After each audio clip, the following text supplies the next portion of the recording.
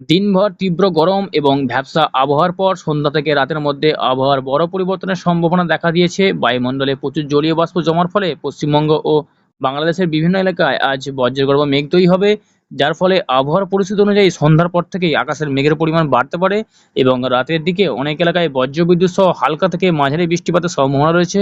কিছু কিছু জেলায় বজ্রবিদ্যুৎ সহ ভারী বৃষ্টির সম্ভাবনা রয়েছে। এদিকে আবহাওয়াবিদরা জানাচ্ছেন, আগামী কয়েকদিন পশ্চিমবঙ্গ সহ বাংলাদেশের একাধিক জেলায় বজ্রবিদ্যুৎ সহ হালকা থেকে বিক্ষিপ্ত বৃষ্টি চলতে পারে। আজ বৃহস্পতিবার 4 তারিখ সন্ধ্যা এবং রাতের মধ্যে কিন্তু বজ্রবিদ্যুৎ সহ ভারী বৃষ্টির সম্ভাবনা প্রায় সব অংশে লক্ষ্য করা যাচ্ছে। উত্তর এবং দক্ষিণবঙ্গে প্রায় সব অংশে রয়েছে। প্রথমে আলোচনা করবো দক্ষিণবঙ্গের জেলাগুলিতে। এই মুহূর্তে নামখানা, কাকদ্বীপ, রায়দিঘি, খেজুরি, দীঘা, কন্টাই, মন্দারমণি এবং বাজকুল, হলদিয়া এই সমস্ত অঞ্চলগুলো আজ বজ্রবিদ্যুৎ সহ ভারী বৃষ্টির সম্ভাবনা রয়েছে। তার পাশাপাশি যে লক্ষ্য করা যায় ঝাড়খালি, গোসাবা, কন্যাকুমারী, জয়নগর, মাজিলপুর, কেয়াতলা, ডায়মন্ড হারবার এবং কুলপি এই সমস্ত অঞ্চলগুলো আজ সন্ধ্যা এবং রাতের মধ্যে কিন্তু বজ্রবিদ্যুৎ সহ ভারী বৃষ্টির সম্ভাবনা থাকছে। এর পাশাপাশি রয়েছে কেয়াতলা, বারুইপুর, বিষ্ণুপুর, শ্যামপুর, বুদবুদ, বাগনান এবং তমলুক এই সমস্ত জেলা কিন্তু আজ বজ্রবিদ্যুৎ সহ ভারী বৃষ্টির সম্ভাবনা রয়েছে। প্রায় 13 থেকে 14 মিলিমিটার পর্যন্ত বৃষ্টির সম্ভাবনা থাকছে। তার পাশাপাশি যদি দেখা যায় ময়না, পাঁশকুড়া, কোলাঘাট, বাগনান, বুদবুদ, বালিচক এবং পিংলা এই সমস্ত অঞ্চলগুলো আজ ভারী থেকে অতি ভারী বৃষ্টি রয়েছে।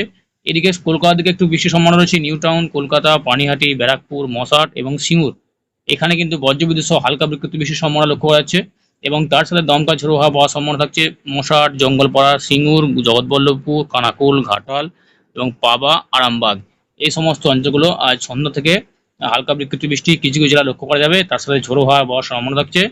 এদিকে রয়েছে পান্ডুয়া, চাকদাহা, রানাঘাট, শান্তিপুর, মেমারি, বর্ধমান, গুসকরা, দশগড়া সব অংশে আজ দক্ষিণবঙ্গে কিন্তু সন্ধ্যা এবং রাতের মধ্যে একটু বজ্রগর্ভ মেঘ তৈরি হবে এবং বজ্রবিদ্যুৎ সহ হালকা বিক্ষিপ্ত বৃষ্টির সম্ভাবনা প্রায় সব অংশে লক্ষ্য করা যাচ্ছে।